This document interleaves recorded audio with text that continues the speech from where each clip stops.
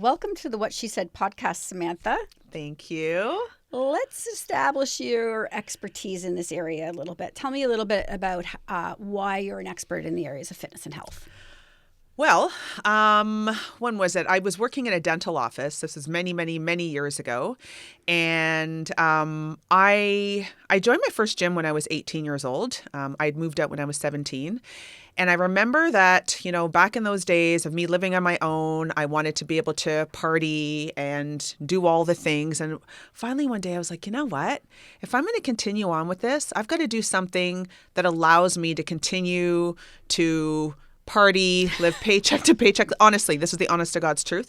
And so I said, you know what? I should probably do some like exercise or something.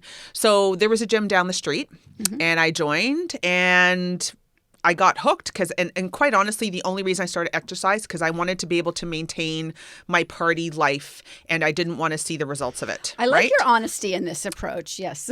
Totally. Your motivation was partying. For sure. But then I fast forward a few years later, then I met my husband who was like a massive gym rat. He would go to the gym 6 days a week, 2 hours a day. And then he introduced me to the world of lifting and lifting heavy to the point where like I couldn't walk the next day. I couldn't put my arms straight down to my sides. And I was like, ooh, don't really like that part, but I love the feeling of feeling strong. Right. So I started to investigate more into that and get into that. And then when I was working in the dental office, I remember one of my colleagues saying, you know what, Samantha, you really should do this for a living. Because I would go to the gyms with my girlfriends and I would be trying to help them thinking that I was an expert. And then I was like, you know what, maybe I will. So I decided to go to Seneca College here in Toronto and get my fitness leadership certificate. So it was going night school for 2 years. Right. And then I had a baby. And then that's when it all really shifted because at that point I'd been working out for, a good 10 years. And I was like, wait a second though. I've had this baby and my body is different. What's with that? I'm not liking that so much because if there was one thing that I was in control of, it was how my body looked. Right. And I didn't like that I felt like I was out of control. Right. So I started doing a lot more research in that. And then I found out there was a condition that you get during pregnancy called diastasis recti. And that's when the outermost abdominal muscles, they separate and they don't necessarily go back. So long story short, I started really focusing and specializing in that. And then I had another baby. And then I started leaking and I started peeing. And I was like, wait, my abdominals are separating. I'm peeing when I'm don't Your want body to. is so gross after children. I'm You just like, don't what's even want happening? to deal. And the thing is that I didn't even have vaginal bursts. So why was this happening to me? Because I had this idea that everything was safe if you had a cesarean. So anyways, I started now specializing in that. And it was like core and pelvic health and really educating women. And now I'm finding now that my kids are older. So back then I worked primarily with pregnant and new moms. Now that my kids are older, there's a whole other set of issues like there's hormones and perimenopause and menopause and all the other love. Yeah. It's great being a woman, honestly. It's lovely.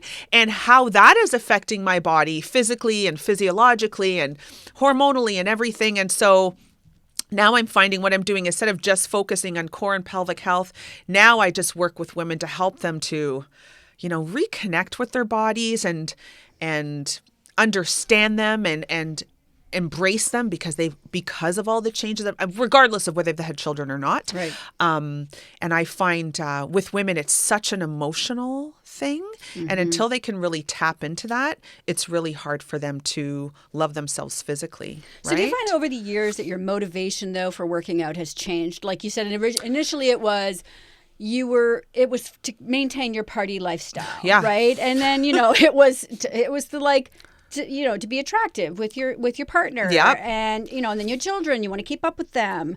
What's your motivation now? I just don't want to feel like a matey when I get out of bed. Right. Right? Like I want to be able to stand up and not be like, bracing myself. And I mean, I'm going to be 50 at the end of the year. Right. And, for some people, they'll be like, Samantha, you're only 50. The majority of women that I know, or the number of women that I know who are just in their 40s are already feeling like they're 80. Right? And they're just because they're not taking care of themselves. Right. They're at the bottom of the list. And so they're really starting to feel the impacts of, yes, they can't even run after the bus anymore because they're winded. They can't go up the stairs because their knees hurt, their hips hurt. Now it's about just quality of life. And I feel so old when I say that because I'm like, who am I I? think this is a chronic condition for women. You know, it's that whole thing of not putting on your air mask first, Yes. right? And so we ignore ourselves, we put ourselves at the bottom of the line, and then it's almost too late. And not too late, but you're at this moment where you're like, oh my goodness, we have to, I Overhaul. have to figure out what I'm doing here. Yeah. Right. Yeah. And they feel like now they've got such a massive hill to climb. And for some of them, that might be the reality. Mm-hmm. But the way I look at it, because I still talk to women who say they want to change so bad. They want to do the things. But when it comes to actually moving forward, Right. they panic and go, oh, I can't. It's Right. not right for a variety of reasons, right? And so the way I look at it is, you know what? We're not getting any younger. Mm-hmm. Time is still moving. You're still going to get older. Right. So you might as well do something now while that process is happening. Well, there's this whole thing where, I'm too old. And really you're not. Like know. I just turned 50. I just went back to school. I'm done. I know. I'm pursuing all these things that I'm like, I've always wanted to pursue. But I look at my life and go, I could have another 30, 40 Easy. years left. That's a long time. Although it feels it's going fast, I that know. is still a long time, and it means that it's lots of time to do things. Yes. Right? Yes. And again, now at this point, it's about quality as far as I'm concerned, as opposed to quantity, right? Because we're also at that age. I found since I turned 40, noticing a lot of other people that we know, even maybe mutual colleagues who have been sick. They've had like things happening, right? And it scares you. So it's like, okay, how do I want to spend the rest of my years? Right. I want to really enjoy. I want to be able to just do things and not worry that I'm going to get injured and that I can't participate. Well, and I do some volunteer work with the Ottawa Regional Cancer Foundation. And one of the things that I've learned is that, people used to get cancer and it used to be sort of this, you take to bed and you just sit and take the chemo and whatnot. Now people get cancer and they go into warrior mode. Yeah. And exercise and eating right and all these things, and which is fantastic. But the prevention of for this, so that if you do, because 1 in 2 of us will be diagnosed with cancer. I know. So when if this happens to you, you want to be ahead of things with your Yes. health as opposed to behind. Yes. So you want to be preventive. Sorry, you want to be proactive as opposed to being reactionary, right? Right. And that's the society we live in. Oh, I'm just going to wait. Well, what are you waiting for? Well, I think this is a perfect segue into our next topic, reactionary, because we're super reactionary. Absolutely. So the reason I invited you here was because you posted something about Jillian Michaels, who is super polarizing. Yep. And you were siding with her.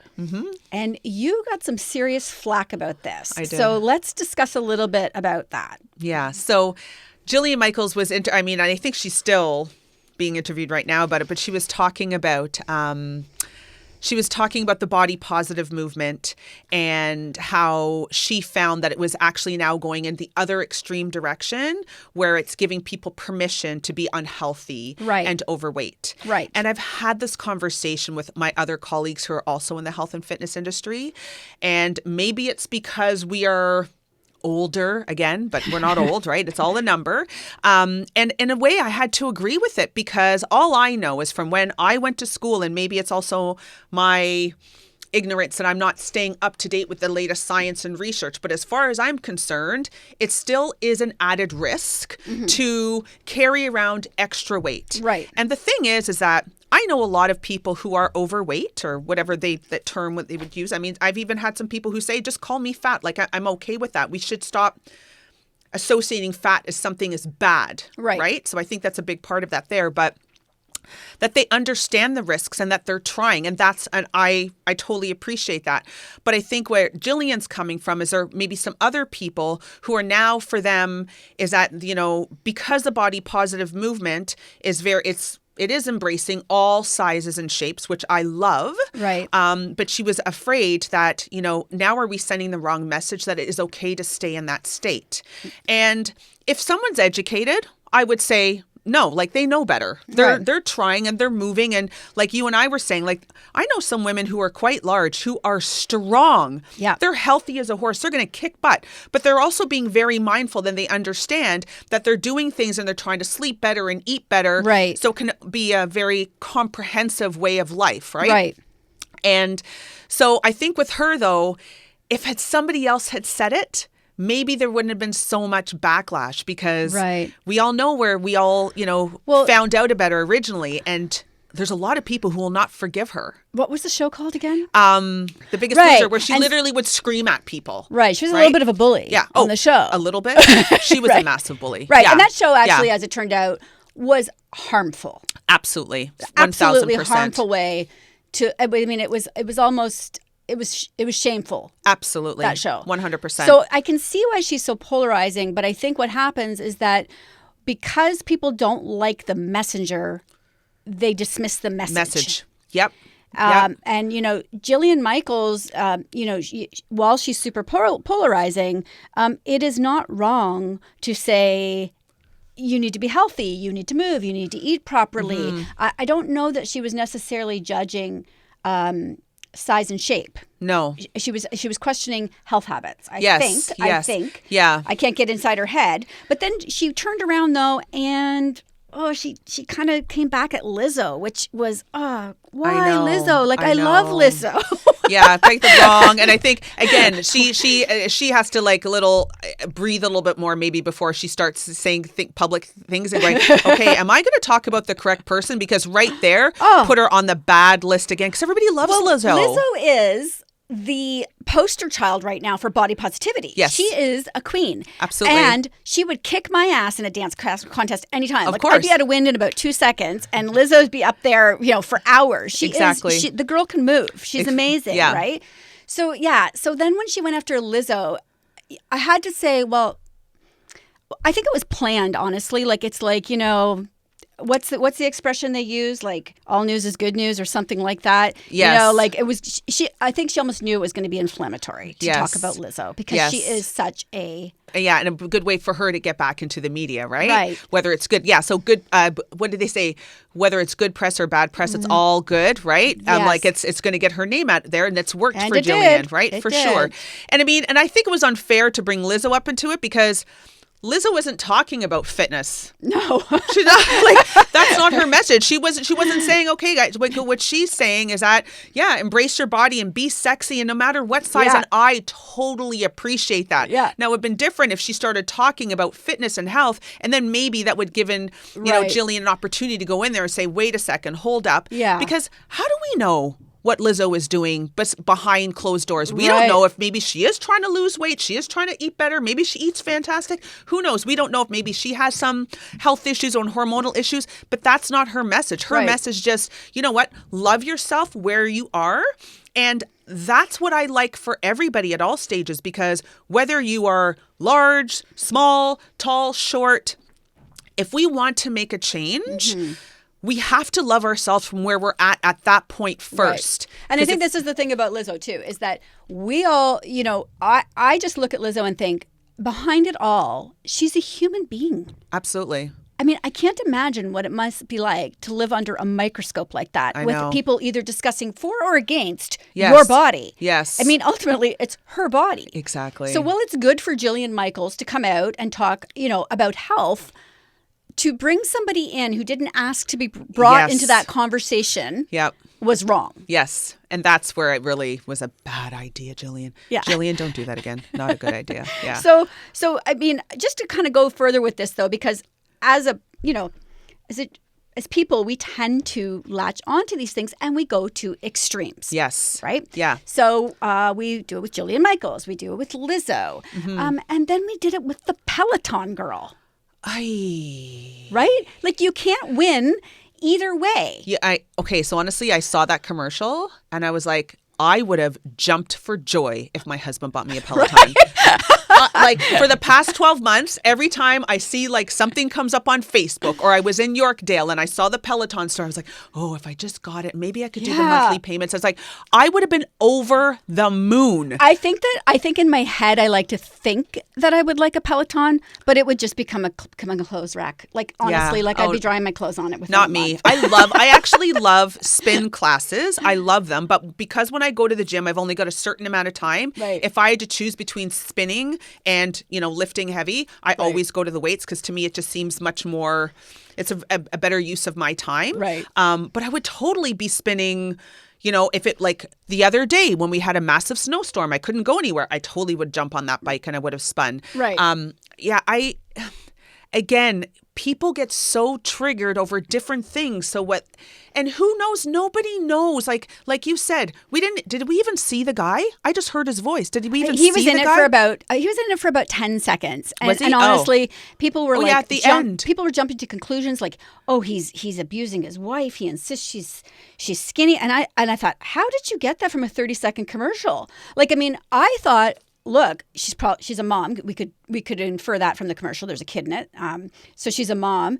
And as all moms do, we say, oh, it's too expensive. I need to get other things, Yes. And the husband probably said, hey, I'm going to give it to you. Yeah, here's your gift. And to which she was very happy. And I mean, I would have been overjoyed. I would have been over the moon. But anyway, people drew different conclusions from a 30-second commercial.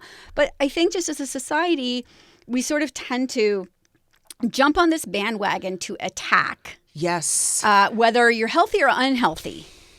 And you know something? So I really believe a lot of this is because other people are triggered from their own insecurities. They're triggered by something. Why are you so upset about that? Right. Why? Right. I mean, get upset if your husband bought you a Peloton and you didn't want it, right? Yeah.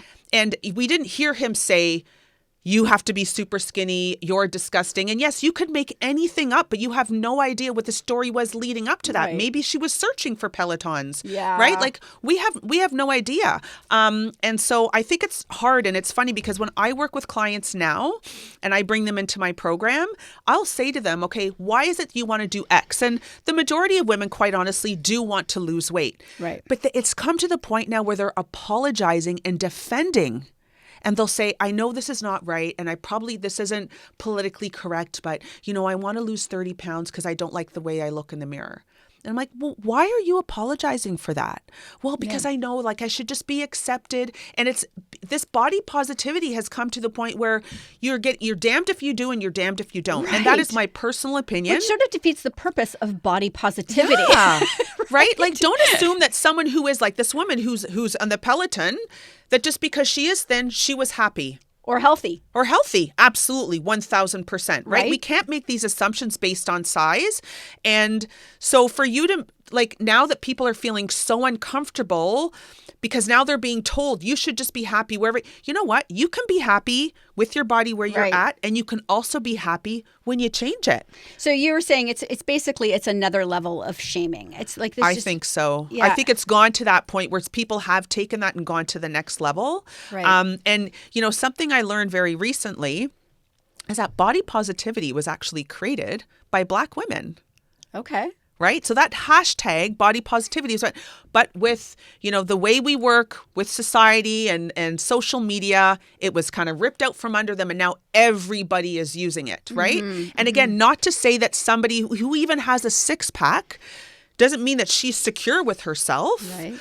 But I think we kind of have to leave it from where it originated and leave it there. Let's create something else for someone else, right? But this is another example how things were ripped under the rug, where Black women are just trying to say, hey, you know what? We don't look like everybody, and it's okay to look like this, and I can still be fit and I can still be healthy. Right. Right? Right. I think, too, the messaging needs to change, like in the whole diet industry, weight loss industry. I think the message has been get into your skinny jeans again. And I just think that's so misguided. I think the messaging should be live a long life, be able to pick up your grandchildren. Yes. Feel good when you wake up in the morning. Don't feel like you're 80. Yeah. You know, like that's sort of where the messaging needs to change. You know, and you look at like Jamila Jamil, are you familiar with her from The Good Place? No. She's very outspoken right now about all these celebrities out there promoting this detox tea, which is just, you know, not healthy, not a good way to lose weight. You know, so it's good to have somebody like her in this space who's calling out the diet industry for this stuff, because they're making it like, you know, this thin spo. It's not about that. No. But you know what? That's always going to sell, because at the end of the day, I've got a very, let's say, a detailed application process before I work with people, because I want it to be very clear with women that I'm not here just to help you lose weight. Right? Because unless you deal with whatever the underlying issue is, you could lose the weight and still you're not happy, you're not satisfied, you're not feeling good, right? And like we see with The Biggest Loser, it'll all come back. 100%, right? Right. But they also have to understand what I'm looking for is I'm literally, and transformation, I mean, it's a very hot word right now, but that's literally what I'm trying to do is help women transform the way they live so the changes that they do make are sustainable. I don't do quick fixes. I don't do cleanses. I don't do 10 pounds a week. I don't do any of that. I could, and I used to do that when I was younger, and that was the only thing that drove me as well. Right. But now, because I am in that state where I've got teenagers and I'm trying to set a really good example of health and vitality and just moving my body. I mean, my 18-year-old just asked me for a gym membership and she's going to the gym. I love that. I'm over the moon. Right. Because I said, right. Well, I'm frankly, it's a teenager moving, and you should be over yes, the moon. right. Exactly. Well, because she used to cheer competitively for 4 years. And now that she stopped, she's really starting. She goes, oh, I'm feeling all tight. And I was like, yeah, because you're not moving, right? You notice that. Yeah, my daughter actually had a injury doing cheerleading. And so she ended up with a chronic back condition because of it. Oh. And so she is actually sort of a couple of years not being able to be as fit as she's used to. And so now we're just sort of getting on the tail end of getting this under control. And she's feeling it. And she's a teenager. And she notices it, right? Like she used to be this active running kid, and then an injury is now preventing that sort of thing.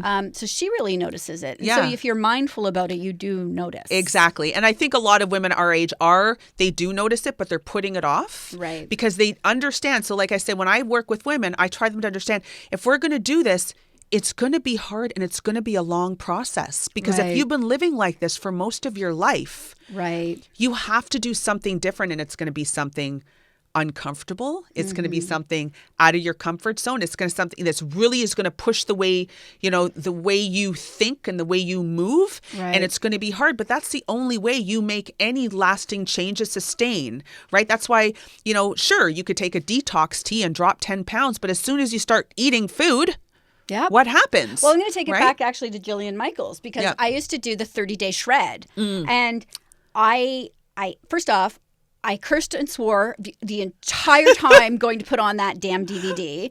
Then I would curse and swear at the TV as I was doing the workout, because I hated Jillian Michaels. I was like, oh, I hate you. And she would do these crazy exercises. And saw results.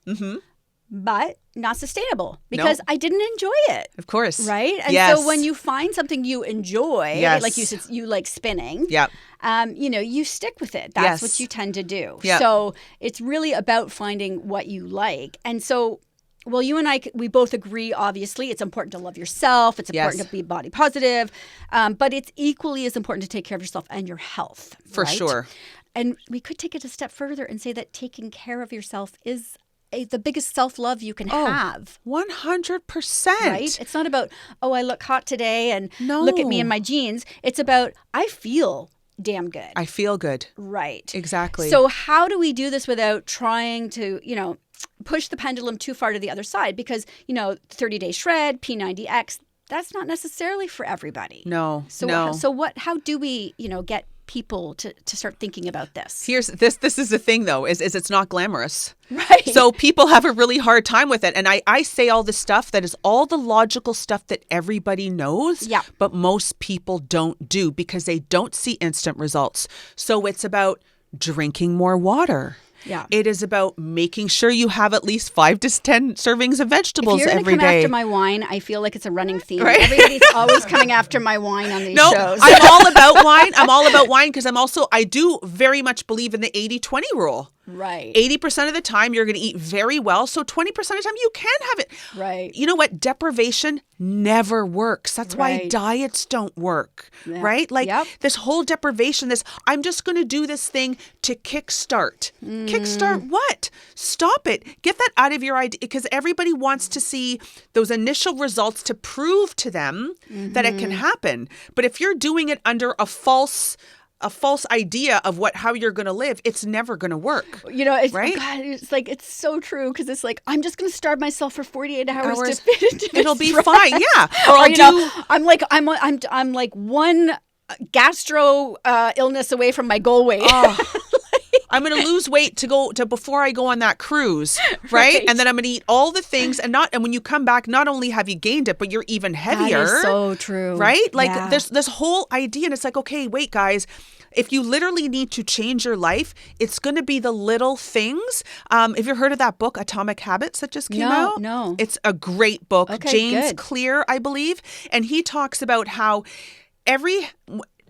if you want to make a lifestyle change, it's all about habit change, right? And how we as humans, we pretty much, live our days 95% by our subconscious. Like most of the things we're doing are so habitual, we're not even realizing. It's like, when you drive to work and you're like, I couldn't even tell you how I got here because this is just how I do. And this is Right. how I eat. This is how I drink. This is how the things I do. And he says, if you make little tiny steps to change habits, look at it, think of it as putting an investment in and it's compounded, just like how you're investing your money. Right. Right.